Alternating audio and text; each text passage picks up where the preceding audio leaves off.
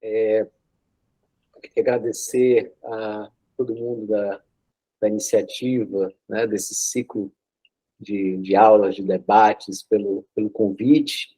Espero poder contribuir, né, a, com a perspectiva, né, da jornada Ativismos da Rua e da Floresta.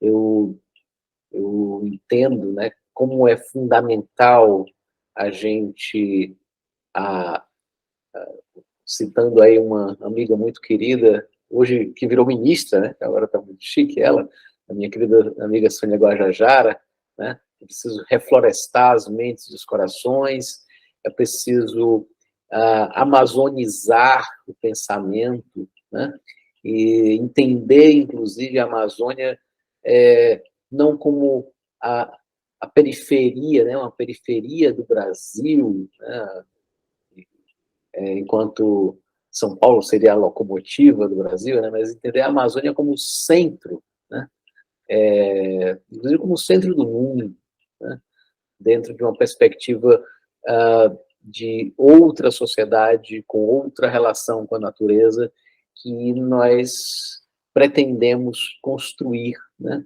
e inspirar. Eu vou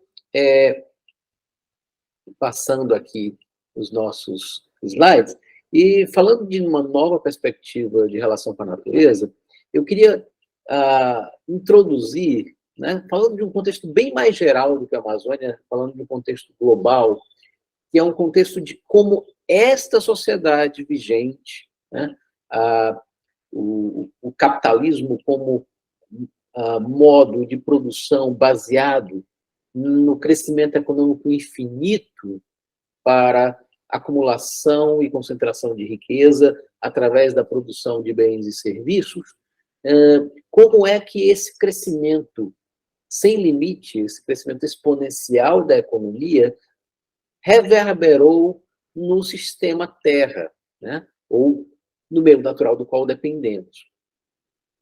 Sem entrar em todos os detalhes, esse primeiro slide aqui, ele mostra um monte de gráficos aqui, tem todos praticamente a mesma cara, né? É uma subida, né? Uma rampa de aceleração, de um aumento acelerado de várias coisas. De um lado, tendências socioeconômicas, incluindo população, mas com um crescimento muito mais acelerado, inclusive, do que a população, o produto interno bruto global, o investimento, né, financeiro internacional, a população urbana, a demanda de energia, o consumo de fertilizantes e assim por diante.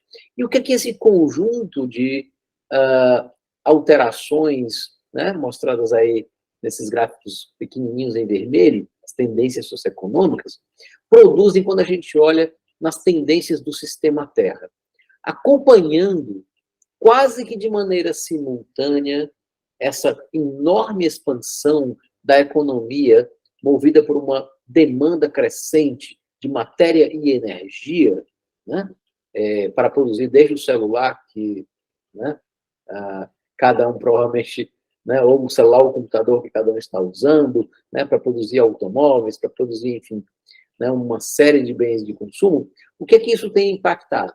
Isso tem levado, obviamente, primeiro, porque o uso, né, a principal fonte de energia é combustível fóssil, ao aumento da concentração de CO2, acompanhando isso, né, outros gases de efeito estufa, que nós vamos mencionar, também tem a sua concentração crescendo exponencialmente, mas não só, né? A temperatura da superfície do planeta, o nível de acidez dos oceanos, a quantidade de poluentes colocados no meio ambiente, desde nutrientes, como nitrogênio e fósforo, até plástico, todos esses impactos cresceram exponencialmente acompanhando as tendências econômicas. E, nesse sentido, nós colocamos literalmente o planeta no limite. Existe uma formulação, uma teoria científica, né, originada aí no final dos anos 2000, em vias de começar os anos 2010, produzida a partir de um artigo científico de grande importância, publicado por um cientista sueco, o Johan Rockström, né, da Universidade de Estocolmo, hoje no Centro de Resiliência de Estocolmo, que propôs o seguinte: olha, nós temos um planeta limitado. Nosso planeta ele não é infinito, ele é finito. E, portanto, como é que um planeta finito vai comportar um sistema econômico cujo processo de evolução ao longo do tempo implica uma demanda cada vez maior, incessantemente maior, de recursos, seja matéria-prima, seja fontes de energia. E, nesse caso, né, quais seriam esses limites? São algumas coisas que nós precisamos manter, né, para que o planeta siga vivo, siga, entre aspas, funcionando, siga habitável, não apenas para nós, mas para tantos milhões de espécies que dividem essa morada conosco. E esses parâmetros, esses limites que não poderiam ser ultrapassados, são clima, biodiversidade, uso da terra, uso de água doce, acidez dos oceanos, fluxos, os chamados ciclos biogeoquímicos, né? É um palavrão, mas basicamente isso é a quantidade de nitrogênio e fósforo, que são nutrientes importantes no meio ambiente, a poluição atmosférica, a poluição pelas chamadas novas entidades, ou seja, coisas que não existiam, né? Livres na natureza, incluindo vários materiais radioativos, incluindo plástico, incluindo agrotóxicos e outros poluentes orgânicos persistentes. Aliás, aqui só um parênteses.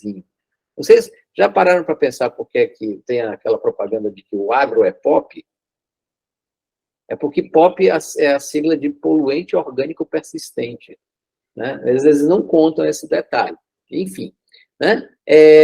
Esses 9 limites seriam os limites que nós precisaríamos respeitar enquanto espécie para que o planeta continuasse nos oferecendo condições, né, de habitar, de viver, de nos nutrir, né, de sermos felizes.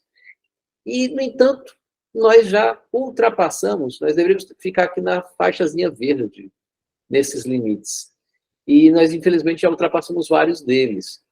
A biodiversidade, a integridade da biosfera já foi ultrapassada. Hoje nós temos uma taxa de extinção de espécies da ordem de 1000 vezes maior do que aquela que seria o normal.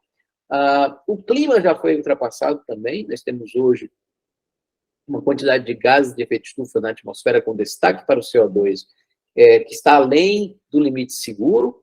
Nós já ultrapassamos a mudança no uso da terra, já temos muito mais, por conta do uso exacerbado de fertilizantes, muito mais nitrogênio e fósforo do que deveríamos ter, e nós estamos perigosamente próximos do limite em várias outras grandezas. Por que eu estou mencionando isso em escala global quando o nosso foco é sobre a Amazônia, né? Quando eu prometi falar sobre a Amazônia? Porque, na verdade, a Amazônia, ela tem, eu falei 3 limites e cito 4, né? Isso às vezes acontece quando a pessoa está fazendo o slide com som, né? Coloca 3 aí, lembra que tem mais um. Mas, na verdade, o que acontece é que a Amazônia, ela tem um papel relevante, nós vamos tentar mostrar ao longo dessa nossa conversa, ela tem um papel relevante para pelo menos 4 dos 9 limites planetários globais, né? E aí a gente vai ver que, na verdade, preservar a Amazônia não é apenas uma questão, né, de manter, né, aquele ambiente intacto. Significa evitar, porque muitas vezes no sistema Terra a gente tem o que a gente chama de efeito dominó, né? Você derruba um dominó e a pilha vai toda embora, é também proteger o planeta, né, de retroalimentações de efeitos cata perigosos. Ora, o que é que a gente vai agora falar, portanto? É de como a Amazônia interage com esses 4 limites citados: clima, uso da terra, biodiversidade e água doce. Vamos lá. Vamos começar falando da crise climática. Não fiquem muito preocupados e preocupadas com o teor de alguns slides, eu vou passar por eles rapidamente, porque o nosso foco não é crise climática, mas sim situar como a Amazônia está dentro desse contexto. Bom, basicamente nós temos hoje um crescimento basicamente ininterrupto da concentração de CO2 e de outros gases que prendem calor no planeta ao longo dos anos. Isso aí é dado observado, de medidas desde 1958. Mas nós temos como recuperar informação desde antes para a gente ver o tamanho do estrago nessa concentração de CO2. Isso aqui levando em consideração desde o período industrial, pré-industrial, ou seja, desde aí o comecinho do século XVIII até hoje. E o que a gente percebe é que durante muito tempo a concentração de CO2 ficou praticamente num patamarzinho constante, né? E aí depois o que aconteceu com ela? Ela rapidamente seguiu uma escalada exponencial, particularmente acelerada a partir da segunda metade do século XX.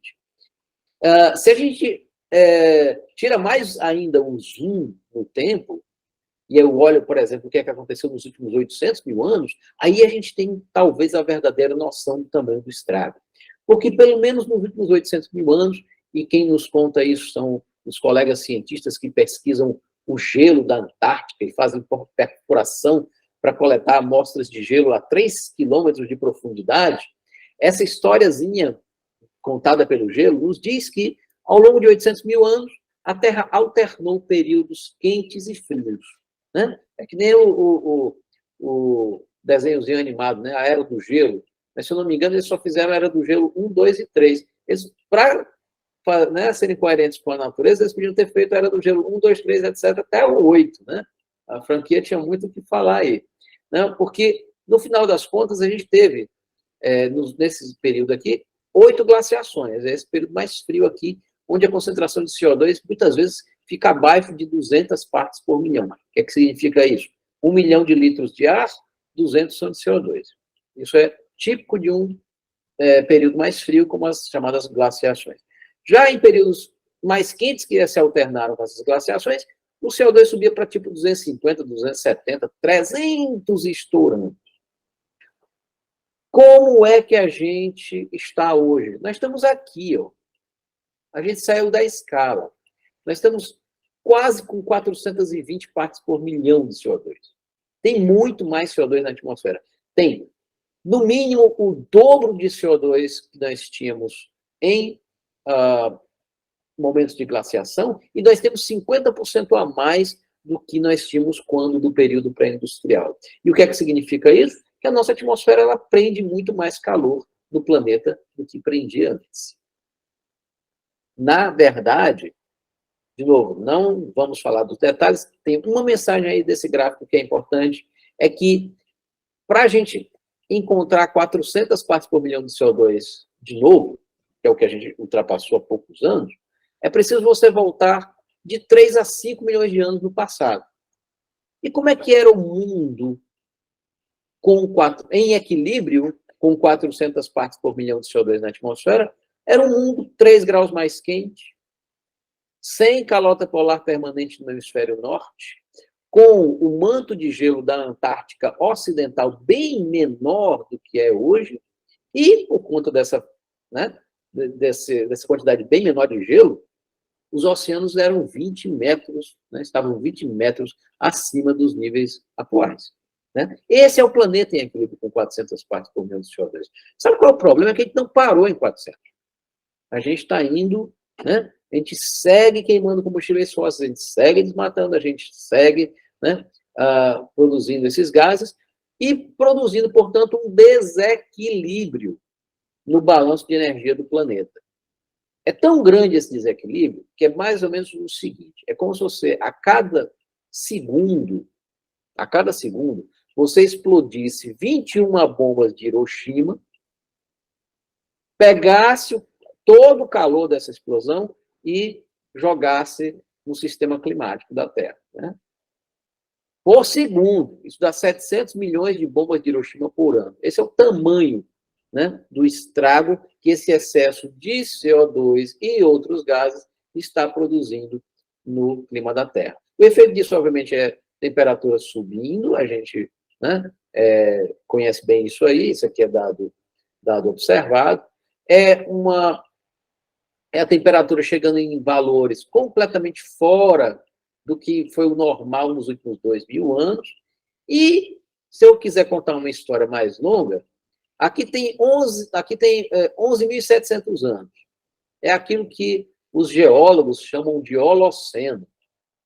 Né? Mas, basicamente, para nós, o que interessa é que foi o tempo de um período relativamente quente, né? Momentaneamente quente da Terra, com uma regularidade no clima que permitiu que os nossos ancestrais verificassem a existência de periodicidades no comportamento dos rios, das plantas, dos animais, e com essa percepção de que o clima tinha um comportamento regular, cíclico, a gente terminou se estabelecendo, né, deixando de ser, né, caçadores e coletores nômades, passamos a ficar fixos, né? Construir vilarejos, cidades e essa civilização maluca que a gente tem. Nós já estamos fora do intervalo de temperaturas desse período de 11.700 anos.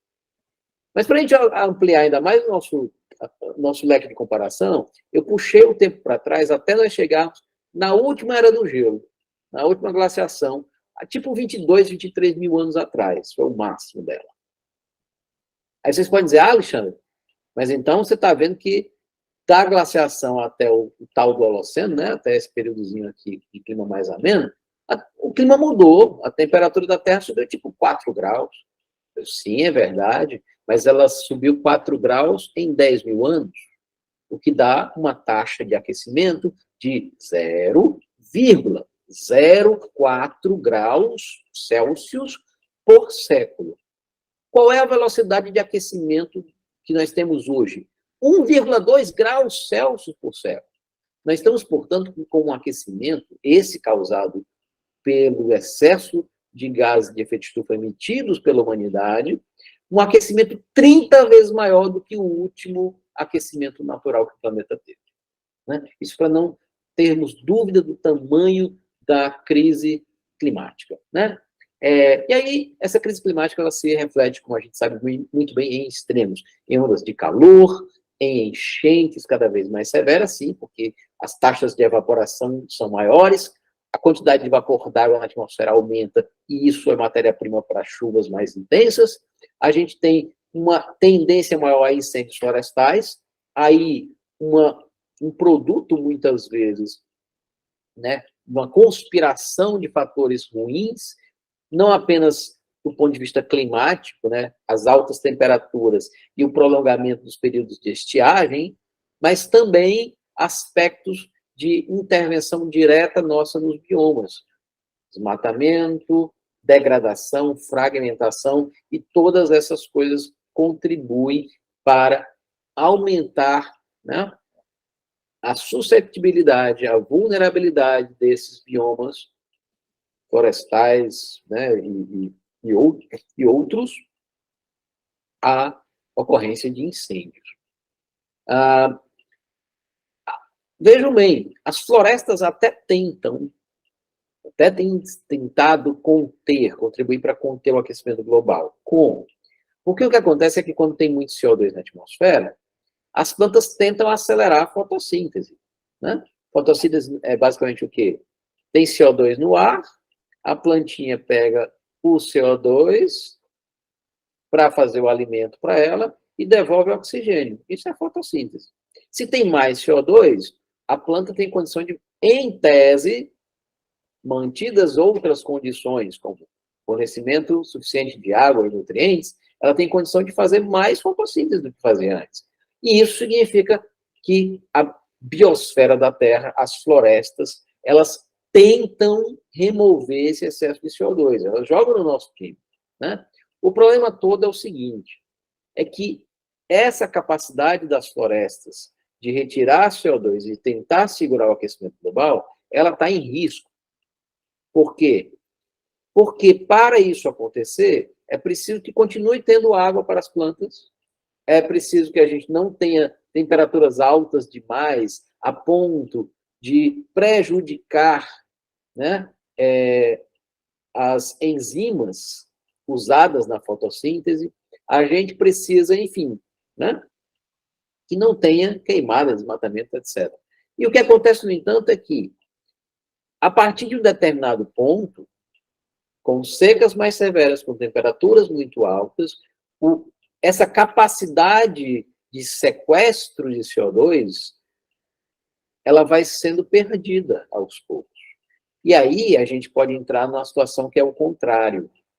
As plantas, ao invés de fazerem mais fotossíntese, elas vão morrer por falta d'água, elas vão morrer porque a floresta pegou fogo, elas vão, né, morrer porque alguma praga, isso acontece muitas vezes, algumas pragas se, né, proliferam mais rapidamente, ela não tem como se defender, e aí uma árvore, quando morre e começa a se decompor, ela libera o quê?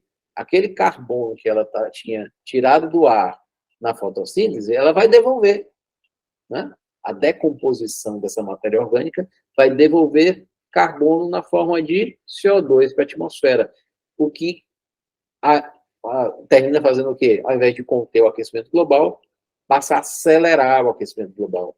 Então, nós temos, né, a ciência do clima, obviamente, né, tem ainda muitas coisas para serem pesquisadas, mas muitos colegas acreditam que nós estamos, para alguns biomas, e isso inclui a Amazônia, muito próximos desse limiar, de passarmos, né, da capacidade de sequestro de carbono para uma perda, mesmo sem desmatar, apenas por mortandade de árvores associadas ao clima. Bom, é esse o contexto que a Amazônia está. Vamos falar disso logo mais, quando a gente, né, fechar a síntese de tudo da condição da nossa principal, né, floresta. Nossa, não só, né, no sentido brasileiro da palavra, mas nosso no sentido, né, planetário. Bom, vamos falar um pouquinho de uso da terra e biodiversidade. Qual é o contexto aí? O contexto aí é o seguinte: nós hoje temos, se por um lado o sistema de energia coloca muito peso em cima do clima, porque combustíveis fósseis são a principal fonte de energia, e nessa brincadeira vão 37 bilhões de toneladas de CO2 pela queima de carvão, petróleo e gás todo ano para a atmosfera. Por outro lado, o sistema alimentar é o principal fator na ultrapassagem do limite seguro do uso da terra e da biodiversidade. E isso tem a ver com as transformações, inclusive, de dieta ocorridas globalmente. É verdade que a população cresceu nos últimos 60 anos. Ela aumentou algo do tipo 2,5 vezes, menos de 3. Mas o que acontece com o consumo global de carne é que ele aumentou por um fator de 6 vezes. Então, o que acontece é que hoje o consumo per capita de carne, globalmente, ele é mais do que o dobro do que costumava ser em meados do século passado. Qual a implicação disso? Não estou querendo dizer que só quem tem direito a comer carne agora é o europeu e o estadunidense, né? O australiano, detalhe, a América do Sul consome carne também pra caramba, né? Consome carne bovina. Mas o problema todo aí é o seguinte: do ponto de vista do uso da terra, o nível de consumo de carne hoje chegou num patamar simplesmente irracional. Nós temos basicamente só 29% da superfície do planeta é terra, né? É continente. Mas nem todo continente tem terra fértil. Você não consegue, né? Você não tem floresta e você também não consegue plantar em cima do gelo da Antártica. E nem nos grandes desertos, como o deserto do Saara, o Atacama e por aí vai. Então, apenas cerca de 70% das terras são férteis. Né? Dos continentes são terras férteis. Mais da metade dessas terras férteis hoje já é ocupada pela agropecuária. Mais da metade dos biomas foram convertidos em antromas, né? Foram convertidos para a produção agropecuária. A grande questão é assim: você pode dizer, não, mas a gente precisa dar alimento para 8 bilhões de pessoas. A tragédia é que nós temos um sistema alimentar que não consegue alimentar 8 bilhões de humanos, mas que, ao mesmo tempo, é extremamente predatório na necessidade de terra. Por quê? Porque, vejam só, isso aqui é tudo que é agricultável, né? Tudo que é ocupado pela agricultura.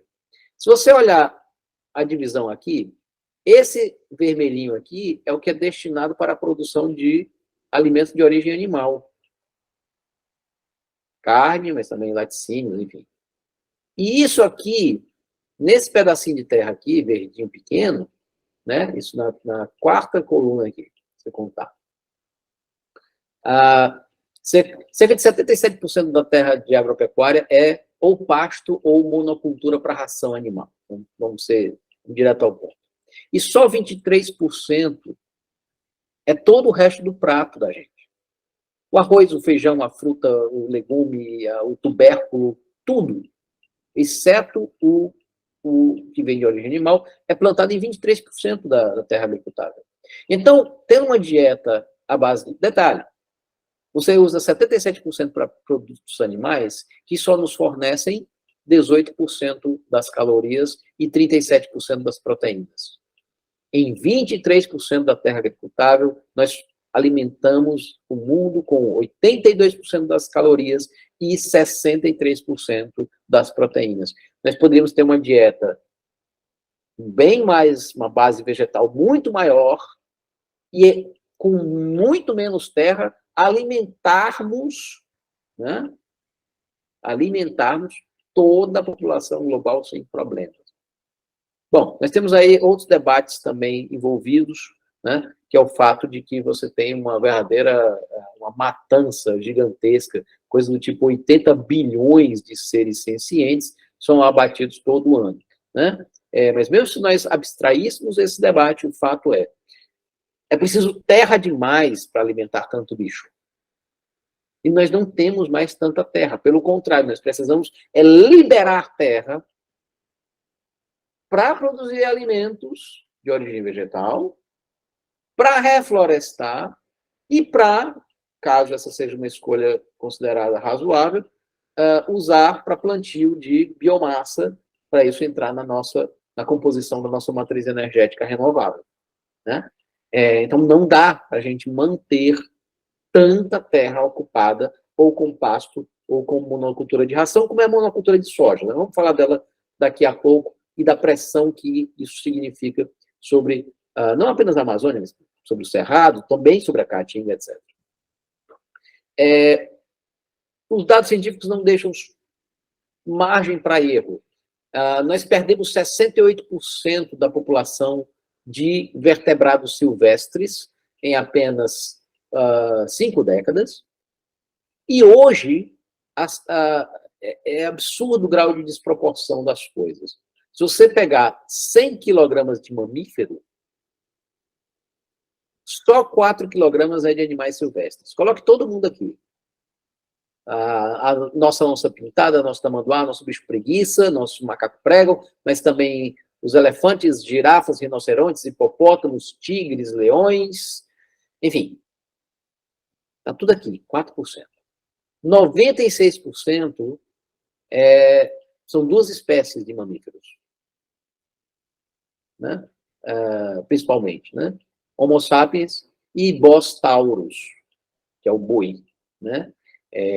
Além de outras espécies de animais de criação, de mamíferos de criação, né? Fato, né? Essa distorção tem colocado em risco de extinção praticamente todos os grandes mamíferos silvestres. A situação das aves não é muito melhor, porque a cada 100 quilogramas de aves, só 30 estão soltos por aí voando. 70% da biomassa de aves está dentro de granjas. E isso não é sustentável. Não tem como se sustentar. Eu estou vendo, né, um pop-upzinho aqui das mensagens, sobre os comentários, né, sobre o plantio de soja, mas o que acontece é isso, nós viramos, né, o território brasileiro cada vez mais virou, né, um terreno para a produção de ração animal. né, para exportação. Bom, vamos pensar, então, em termos de biodiversidade. Olhem a América do Sul, né, e aí boa parte disso está no território brasileiro. Olhem a América do Sul e o restante do mundo. Só tem uma outra mancha. Isso aqui é a quantidade de espécies traqueófitas, ou seja, plantas com seiva. Tá? Só tem outro lugar do mundo que tem uma mancha parecida com tanta diversidade de planta. É aqui no Sudeste Asiático e Oceania. Ainda assim, a área da nossa, né, de grande biodiversidade, que eu estou colocando aqui a partir, né, de 1.500, 2.000 espécies por 10.000 quilômetros quadrados em diante. Veja, inclusive, que a gente, basicamente, já perdeu metade da savana mais biodiversa do planeta. É o Cerrado. Né? E estamos colocando em risco aqui a floresta, né,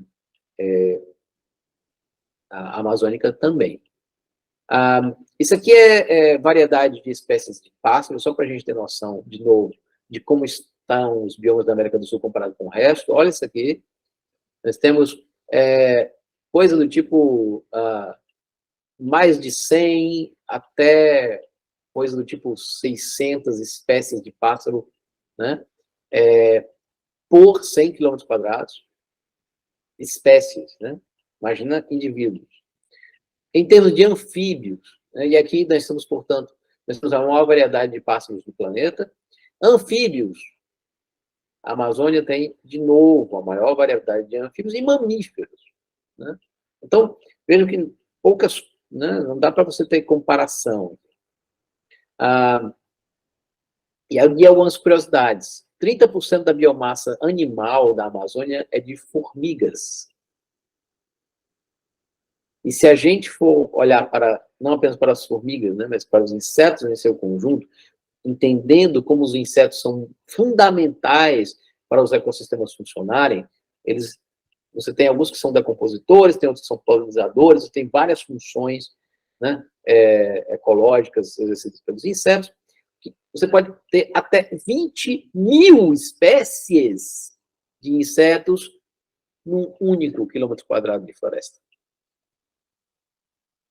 Vocês terem uma noção de um comparativo aí. Tem um parque nacional no Peru, que é particularmente rico em leptópteros, né? Borboletas e mariposas, ao ponto de você ter mais de 13.000 espécies num único parque. E a Europa toda tem 321 espécies de borboleta. Então, realmente é fantástico a gente imaginar um bioma capaz de ter tamanha biodiversidade. Bom, aí isso nos coloca, né, esse contexto aí nos coloca, portanto, com a Amazônia como primeiro, o ecossistema como a biodiversidade planetária, o lar de 1 em cada 10 espécies vivas do mundo e um local onde você tem mais de 40.000 espécies de aves. Só um parênteses, né, nesses tempos de pandemia, né, é que onde você tem uma grande biodiversidade, você também tem uma enorme microbiodiversidade. Né? Toda uma relação, né, predatória para com os biomas da África, né, já deveriam ter servido de lição, porque nós temos 2 caminhos para pandemias. Um é você pegar um vírus de um animal silvestre e permitir que ele salte ou para um animal que a gente consome ou convive, ou diretamente para nós. Isso foi o caso do HIV, isso foi o caso do Ebola, foi o caso do coronavírus, muito provavelmente. Ou a outra maneira de você ter uma pandemia é você pegar um monte de animal confinado, todos geneticamente semelhantes, e permitir que, eventualmente, algum vírus apareça ali. Né? E aí, a gente tem H1N1, H5N1, H3N2, H7N9, né? gripe suína aviária, etc, etc, etc, os populares aí das gripes, né? São as duas grandes fontes de pandemias e ambas têm forte relação com uma relação não saudável, né, nossa com o ambiente, né? Ou uma ocupação desenfreada, né? Muitas vezes substituição de biomas silvestres para a agropecuária ou simplesmente todo o processo aí associado à indústria da carne. Então, vamos prosseguir. A gente já falou de quê? Clima, uso da terra, biodiversidade. Vamos falar agora de água, né? O mapa de cima é chuva. Bom, chuva barra neve, né? Mas, bom, neve não temos aqui.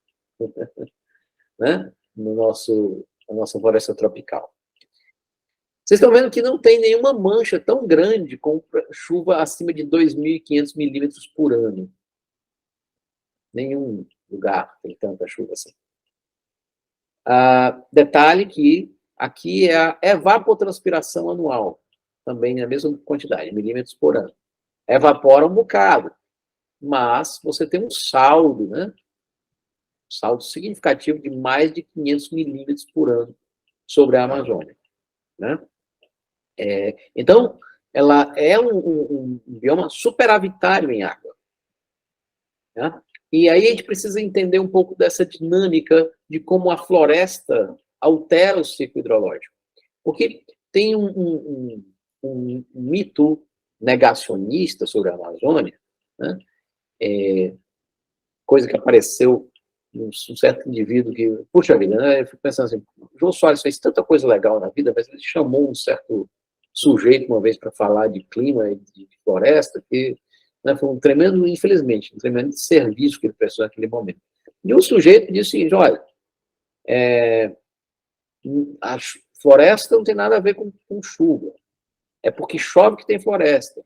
E se você tirar a Amazônia, 20 anos depois ela está lá de novo. Como assim, cara? Né? E, obviamente, isso é uma visão completamente simplista da coisa, porque você tem aquilo que a gente chama de retroalimentação, né? São interações de mão dupla. Né? Porque as plantas são capazes de mudar o ciclo hidrológico e a maneira de como a precipitação interage com a superfície. Primeiro, o seguinte, chove. Se eu tenho árvores com a copa vai interceptar boa parte dessa chuva, uma parte significativa. Quem já teve a experiência de estar numa mata fechada, né, como a floresta amazônica, num momento com chuva forte? Às vezes você ouve o trovão, você ouve a chuva batendo na copa e você não está se molhando de jeito nenhum. Você vai se molhar muito depois. O que acontece é o seguinte, é que parte da chuva é retida pela copa e você passa a ter depois a evaporação dessa água diretamente a partir da copa. Ela nunca desce. A outra diferença é a seguinte, é que, tudo bem, você tem aquela chuva de floresta, aquela coisa que fica pingando, né, gotejando, mas uma parte importante da água, né, exatamente por processos que a gente chama na física de tensão superficial, a água vai escoando pelos galhos e chegando no tronco e escoando suavemente para o pé da árvore. Isso permite que você tenha infiltração de uma parte muito significativa dessa chuva de uma maneira suave, sem produzir erosão. É totalmente diferente do que acontece quando você tem chuva em superfície nua, sem floresta. Você, primeiro, você produz erosão, né, arrasto de sedimento, empobrecimento do solo. Segundo, você passa a ter muito escoamento superficial. Você favorece, no caso de floresta, né, a infiltração e escoamento subterrâneo. Né? Então, o que acontece é que a maneira como uma floresta interage com a chuva já é diferente de uma maneira como uma área sem floresta interage com a chuva. Mas o que é que essa maneira de interagir diferente produz? Veja, Primeiro, eu falei já da água acumulada na copa, né? Segundo, eu falei da infiltração. Ora, a infiltração vai permitir uma outra coisa. As plantas vasculares, né? Né? Que são justamente plantas com raízes e dutos por onde sobe a seiva, essas árvores vão fazer a seguinte coisa. A água que elas ajudaram a gentilmente infiltrar-se no solo, essa água ficou guardada para essa mesma planta, ou para as outras plantas usarem depois. Importante, mesmo no dito período seco da Amazônia, você tem um forte fluxo de umidade para a atmosfera. E por quê? Porque a raiz puxa a água que está lá embaixo, essa água sobe, vai chegar lá nos galhos e nas folhas, e na folha você tem transpiração. Né? Pelo mesmo buraquinho, tem um buraquinho que a gente chama de estômago nas folhas, né, das árvores, são microscópicos, você não vê. Mas é ali onde entra CO2 e sai oxigênio. Ali também sai água. É por ali que ela transpira. Eu aqui estou, né, que nem uma árvore da Amazônia, transpirando bastante aqui no calor fortalezense. Tá? O que acontece aí, portanto, é que a floresta, ela repõe de imediato uma parte da umidade, ela tem uma reciclagem de umidade rápida, a partir do que ficou preso na copa, e ela tem um processo de reciclagem de umidade lento, por conta do estoque de água que ela produziu ali no solo e que vai utilizar ao longo dos meses, mesmo os meses onde a chuva ou não existe, ou pelo menos fica bem reduzida. A atmosfera, portanto, fica sendo realimentada de umidade no caso de floresta, coisa que numa superfície sem floresta não tem. Então, sim, chuva produz floresta, mas floresta produz chuva de volta. E, basicamente, dada a configuração peculiar, particular da geografia do continente sul-americano, isso vai ter uma repercussão fundamental na distribuição de chuvas do continente. Por quê? Porque, basicamente, nós temos uma coisinha aqui, uma coisinha pequenininha, só que não, chamada Cordilheira dos Andes, que serve como uma barreira, né? Serve como uma barreira para os ventos, né? Porque nas regiões tropicais, em geral, os ventos sopram de leste para oeste, são chamados alísios. Só que eles vão encontrar a barreira dos Andes. E os Andes vão forçar esse vento a se desviar, ele vai ter que ir para algum lugar. Ele se desvia rumo ao sul, produzindo aquilo que tem uma siglazinha aqui, LLJ, a sigla em inglês para jato de baixos níveis. Esses ventos eles se desviam, né, indo aqui para o sudeste. Ora, mas o que acontece é o seguinte, esses ventos eles vêm trazendo umidade dos oceanos. Mas se não tivesse floresta, sabe o que acontecia? Chovia aqui em cima do continente, o resto de umidade era perdido quando os alísios encontrassem os Andes, porque na hora que você tivesse essa barreira, ela ia forçar a perda de umidade, e esse vento vinha seco aqui para o sudeste. O que acontece quando eu coloco agora uma floresta no meio do caminho? Eu falei para vocês de dois mecanismos de reciclagem de água. O mecanismo rápido, por conta de acumulação de água na copa, e o mecanismo lento, pelo estoque de água que a floresta facilita ser criado, né, nas porções mais profundas do solo, e que vai ser bombeado pelo sistema de raízes ao longo, né, dos meses de estação seca. Então, quando você coloca floresta, você tem a capacidade agora de recuperar parte da umidade, devolvendo-a para a atmosfera. E aí, o tal jato de baixos níveis, que segue para o sudeste e que seguiria seco, ou com pouca umidade, ele agora, graças à presença da floresta, ele segue úmido. Ele segue úmido. E nós graças a essa maravilha, nós temos regiões ali, um subtrópico úmido. Em geral, você olha as regiões subtropicais, elas são regiões em que o ar, em geral, ele sobe em torno do Equador, né, nos trópicos, aquilo que a gente chama de zona de convergência intertropical, ele sobe ali, tem muita chuva nos trópicos, e aí esse ar desce nos subtrópicos. Seco, ele vem de cima, seco. E aí são regiões onde, inclusive, predominam os maiores desertos e semiáridos do mundo. Se você olhar a faixa de latitude, né, você vai encontrar ali as regiões secas, né, do México, você vai encontrar o Saara, você vai encontrar, né, ao sul você vai encontrar ali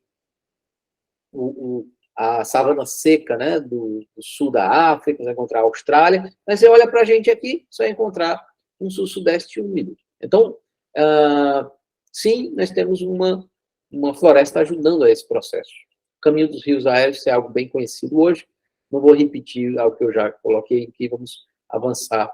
Eu já estou vendo aqui o meu tempo, eu falo muito, gente, desculpa, mas eu vou tentar um pouquinho, né? Fica à vontade, professor, a gente está amando aqui. Juliana. Então, primeira coisa é a seguinte, nós temos 1/5 da água doce do planeta na bacia amazônica. Né?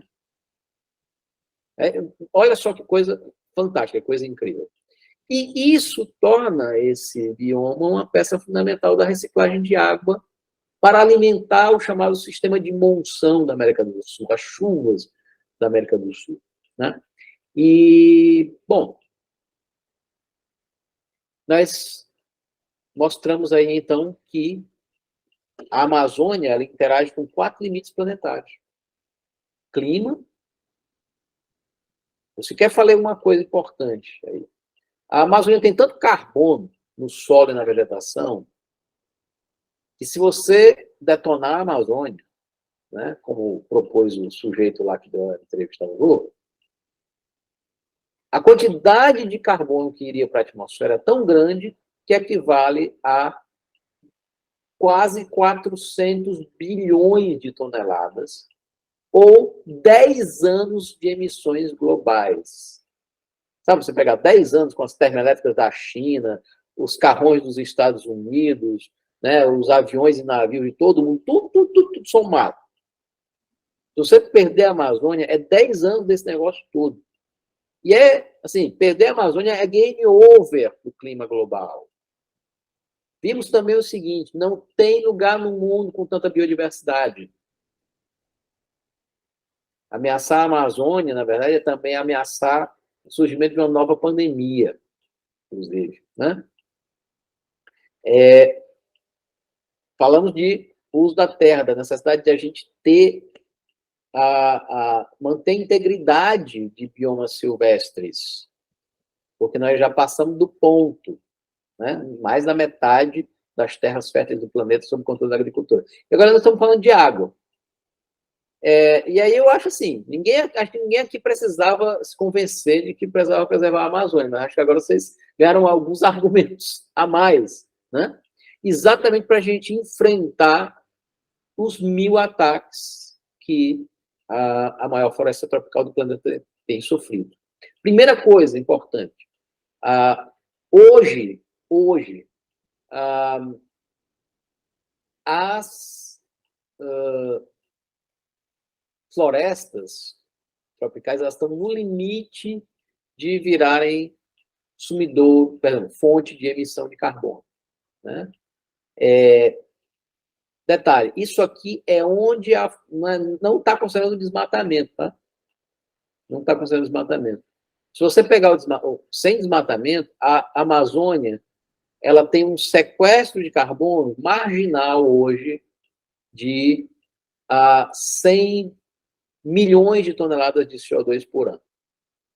É o saldo que fica entre 1,1 bilhão de toneladas de emissão e 1,2 bilhão de toneladas de remoção de carbono. Né? Obviamente, assim, a situação da bacia do Congo está mais grave ainda, mas nós já estamos assim, muito no limite do funcionamento saudável do ciclo fotossíntese e respiração na Amazônia. Né? Mas, além disso, Nós não temos deixado a floresta em paz. O desmatamento tem avançado. Nós temos cerca de 1 milhão de quilômetros quadrados perdidos. Aí você desconta cerca de 150 mil quilômetros quadrados que cresceram como floresta secundária, mas, importante, floresta secundária não é floresta primária. Você tem muitas diferenças aí no grau de biodiversidade, né? No grau de resiliência desse bioma, na presença de fauna, no caso, na ausência de elementos importantes da fauna, né?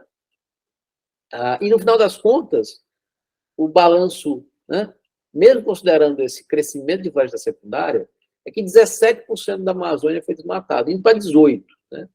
O último presidente aí, nossa senhora, nos deixou basicamente com 18%. E isso é 11 vezes a área de Portugal. Isso é o que a gente perdeu de floresta. E sim, né, bom, aqui a gente, importante para a questão climática. Isso aqui é desmatamento. Isso aqui é emissão de CO2 no Brasil. No Brasil, as emissões de CO2 são dominadas pelo uso da terra. É ela que determina os picos de emissão. Né? O grosso disso, importante, vem da Amazônia. Mesmo considerando que a área, né, desmatada de cerrado é grande, mas a Amazônia tem uma massa, tem uma biomassa por unidade de área muito grande. Né? Então, você tem enormes emissões associadas à Amazônia, isso vem principalmente de desmatamento, e isso é o principal fator determinante para as emissões brasileiras terem subido. Né? Elas tinham descido justamente, né? Aí nos idos de 2005 em diante, até 2012, daí em diante ela volta a subir, acompanhando justamente a subida do desmatamento. Mais do que isso, né? Nós temos outros aspectos importantes para a gente lembrar. A gente falou dos rios voadores, né? Rio, que é aquele fluxo, né, que vem o vento do jato de baixos níveis, que carrega a umidade reciclada pela Amazônia e traz essa umidade para sul e sudeste. Mas vocês já viram que um rio é capaz de transportar aquilo que ele tiver dentro dele. Ele carrega água, o rio, mas se você colocar um poluente, você está veneno no rio, o rio vai transportar lá para frente. E o que tem acontecido é que as queimadas da Amazônia, né, têm produzido uma quantidade enorme de aerossóis, que é o nome que nós cientistas damos às partículas em suspensão na atmosfera, e esses aerossóis, boa parte, inclusive, fuligem, mas também gases como o monóxido de carbono, que é o primo do CO2, né? O monóxido de carbono é o CO, ele é particularmente tóxico, inclusive. Esses gases e essas partículas, elas entram nos rios voadores, e os rios voadores, ao invés de levar simplesmente umidade e chuva, vão levar esses poluentes. Isso, né, quem mora em São Paulo teve a oportunidade de ver isso, né, ao vivo e a cores. Desculpa, não tão a cores, né? Mas isso a gente sabe muito bem. Isso está registrado em imagem de satélite desse dia fatídico. Isso está registrado em detectores de monóxido de carbono. Olha aqui, gente. Isso aqui é monóxido de carbono. De onde é que vem isso aqui? Né? Nesse dia, o vento já de baixo nível não estava vindo para o sudeste. Ele estava vindo, né, esse é o mapazinho à esquerda, ele estava indo lá para o Paraguai.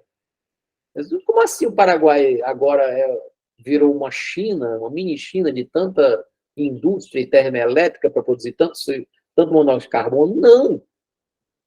Isso veio da Amazônia, foi transportado pelo jato de baixo nível a partir da Amazônia. Né? Aí, mais uma questão, não vou poder entrar nos detalhes, mas vou contar rapidinho. As queimadas, né? Falando dos 1000 ataques, o desmatamento direto é a fragmentação, etc. As queimadas são particularmente agressivas, elas mudam, inclusive, as características da chuva. Eu vou terminar tentando explicar, porque isso aqui foi... tem um artigo aqui na revista prestigiada revista Science, do qual eu tenho a honra de ser um dos coautores, ao lado de alguns dos meus ídolos. Sim, aliás, literalmente do lado de um dos meus ídolos aqui, o nosso querido Paulo Artacho, um dos maiores cientistas, não só do Brasil, mas do mundo. Nesse artigo, a gente mostra uma coisa muito interessante. Interessante, tristemente interessante, né? Isso aqui é um exemplo, né, de transporte de material das queimadas da Amazônia e do Brasil Central para o Sul, né? O que é que tem aqui dentro nesse processo? Quando você vai formar uma nuvem basicamente é vapor, né, umidade que tem na atmosfera e se condensa. A nuvem, ela já é água, ela já tem água em estado líquido. Mas essa água, ela para se condensar, ela precisa de uma superfície. Ela não condensa sozinha, ela condensa em cima de alguma coisa. Bom, você não tem um objeto lá em cima da atmosfera para a água se condensar. Mas você tem partículas que estão suspensas no ar.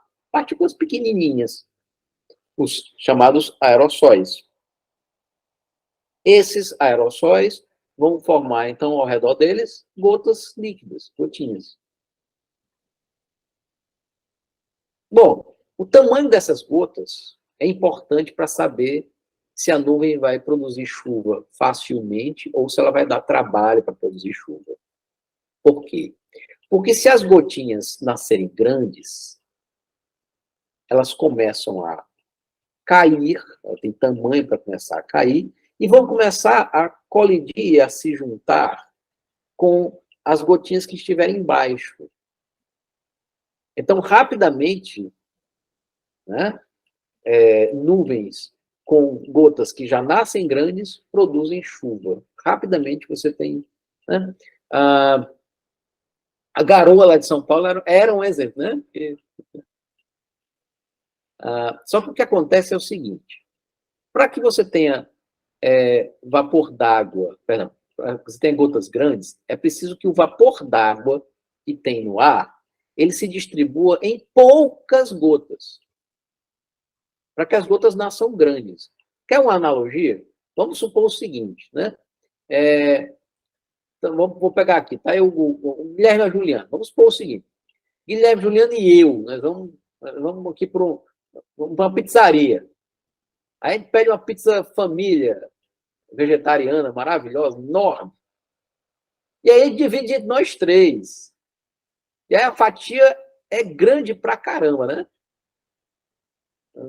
Sai todo mundo de, como dizemos aqui no Nordeste, de bucho cheio. Mas o que aconteceria se ao invés de irmos só nós três, a gente chamasse todo mundo que está aqui na sala? As 31 pessoas que estão aqui na sala, para comer a mesma pizza. Ia ter só um tequinho, né? Eu tenho que fazer a pizza trinchada, como eu já vi. Só um... Pois agora o que acontece é o seguinte. Vamos fazer essa analogia agora com a atmosfera. Com a atmosfera limpa, tem poucos aerossóis na atmosfera. O vapor d'água, quando vai se condensar, se divide em poucas partículas e cada aerossol vai ficar com muita água condensada. A gota que se forma ao redor do aerossol nasce grande, que nem a fatia de pizza da farra minha, do Guilherme e da Juliana. Mas agora imagine o seguinte, que você poluiu o ar. Seja com indústria ou com algo que não consegue ser pior do que indústria, uma queimada em floresta. Ao invés de você ter poucos aerossóis, poucas partículas, a poluição leva a que você tenha uma infinidade de aerossóis no ar.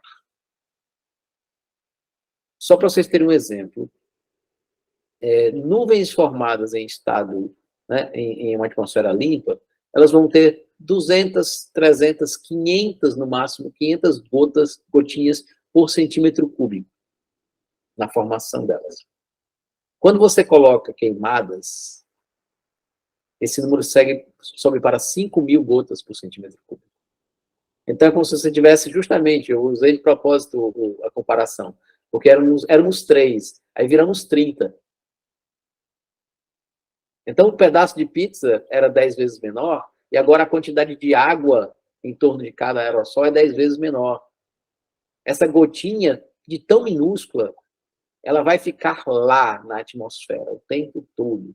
E a nuvem que era para ter produzido chuva para de chover.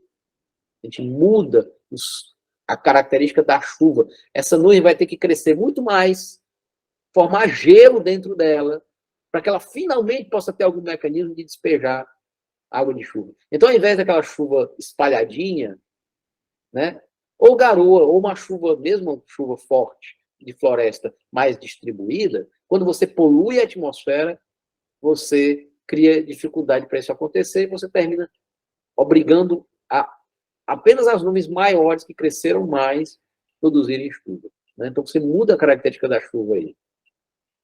É um dado que a gente, inclusive, conhece muito bem. Esse aqui já é de um outro artigo também sobre o mesmo assunto. Né? Mas aqui mostrando que as nuvens limpas, nuvem com o topo em 1 quilômetro e pouco, 2 quilômetros, 4 quilômetros, essas nuvens já estão chovendo. Nuvens moderadamente poluídas precisam ter um topo entre 4 quilômetros e 5 quilômetros para produzir chuva. Mas nuvens fortemente poluídas precisam ter o topo em 6.000, 8.000 metros, né? 6 a 8 quilômetros, ou seja, já chegando na fase de gelo, para poder produzir chuva.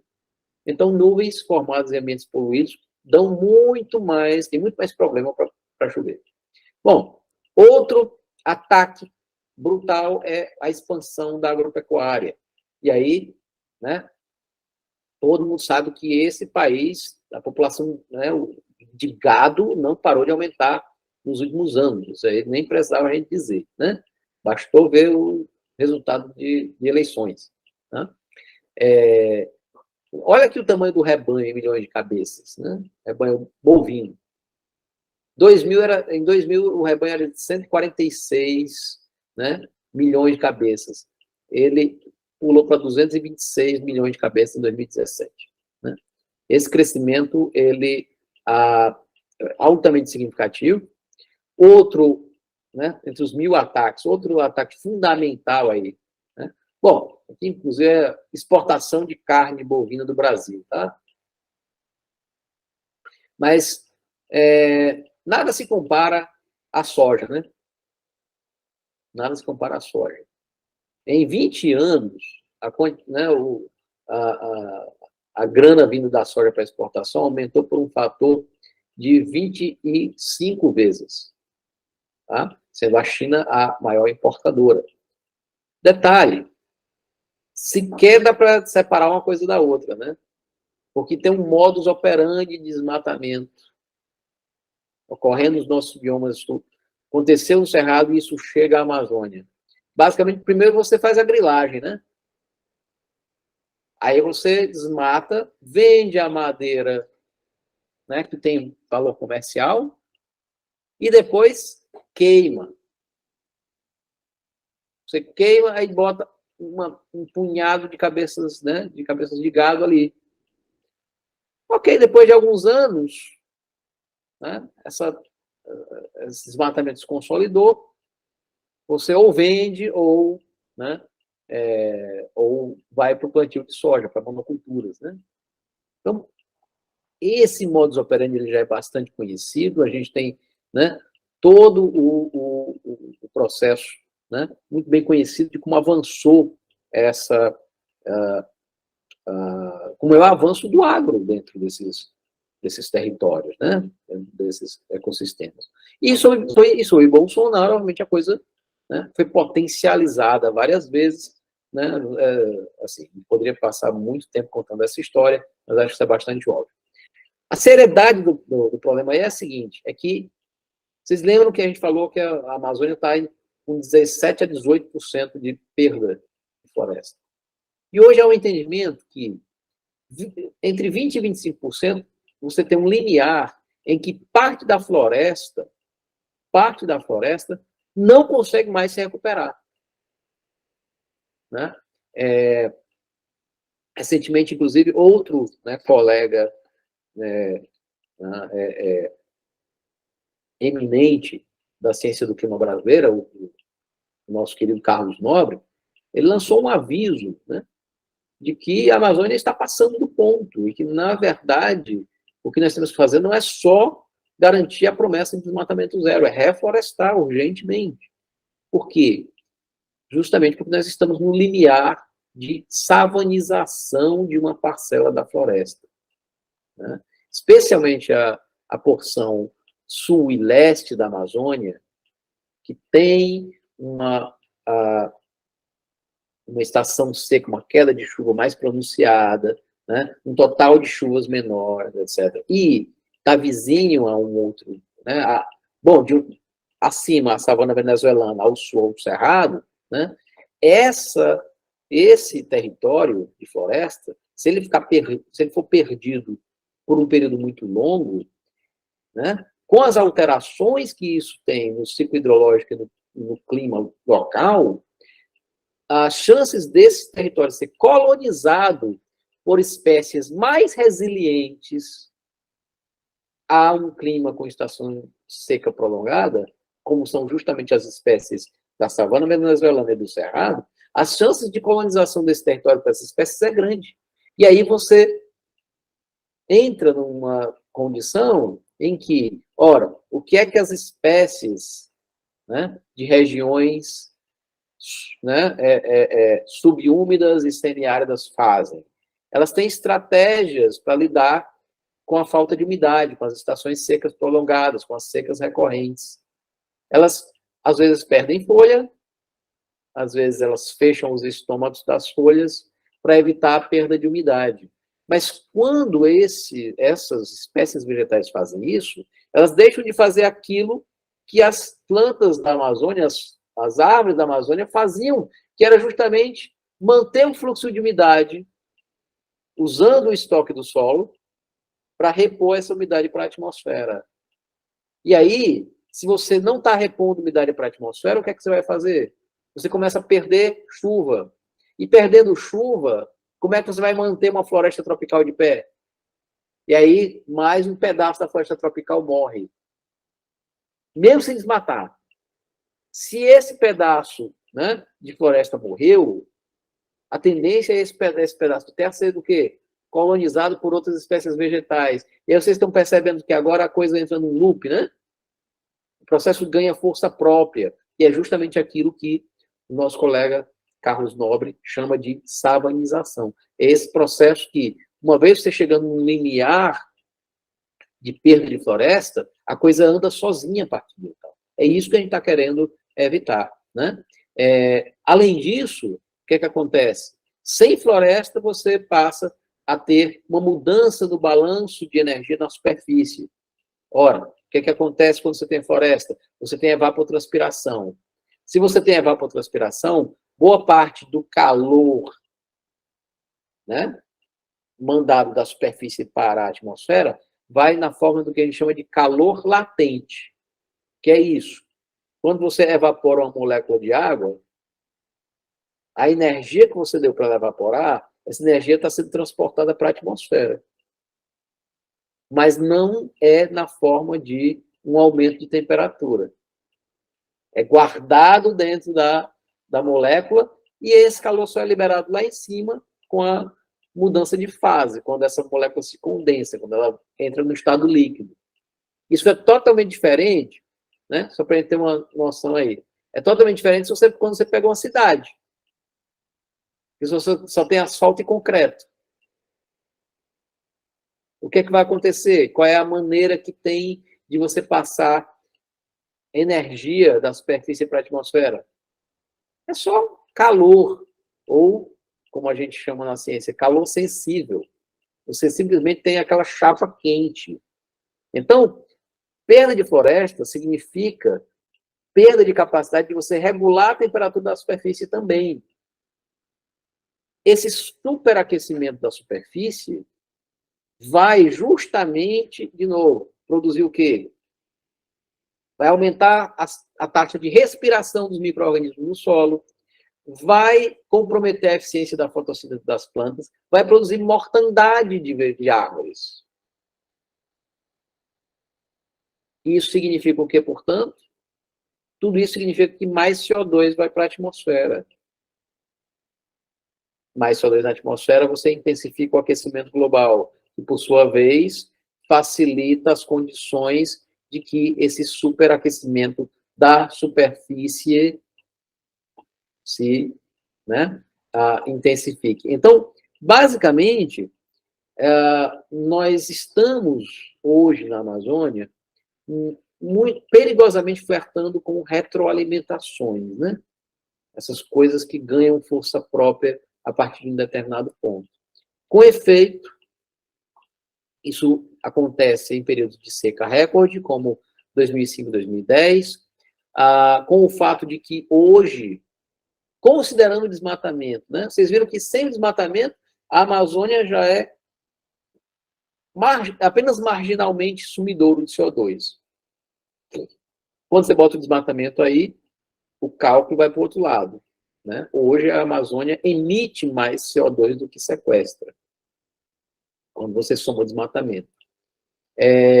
E, veja só, uma parcela importante da floresta, detalhe, né? É basicamente desenhando o chamado arco do desmatamento, né? Basicamente é o arco do desmatamento. Essa região já tem emissões positivas, ou seja, ela é uma fonte de emissão de carbono, quando deveria ser o contrário, né? A floresta deveria sequestrar carbono. Importante a gente lembrar, inclusive, que grandes empreendimentos, né? Construção de estradas, tem uma série de fatores que contribuem diretamente para alastrar, né, esse processo aí. Mas vamos falar rapidamente de uma última coisinha antes da gente encerrar, e eu passar a palavra para vocês, já pedindo desculpas por ter me estendido tanto, né? Mas vamos falar aqui da última linha de defesa, né?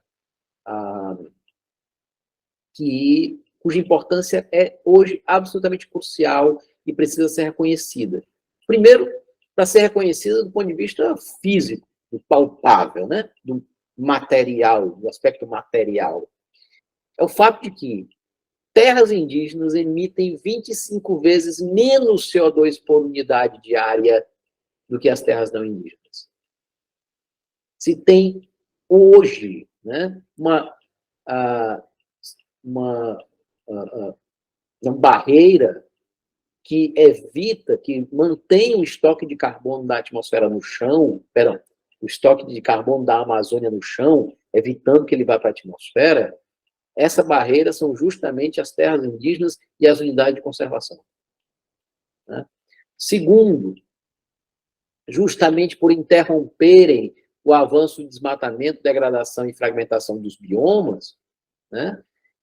Essas terras indígenas, elas terminam estabelecendo uma proteção contra, né, contra incêndios, né,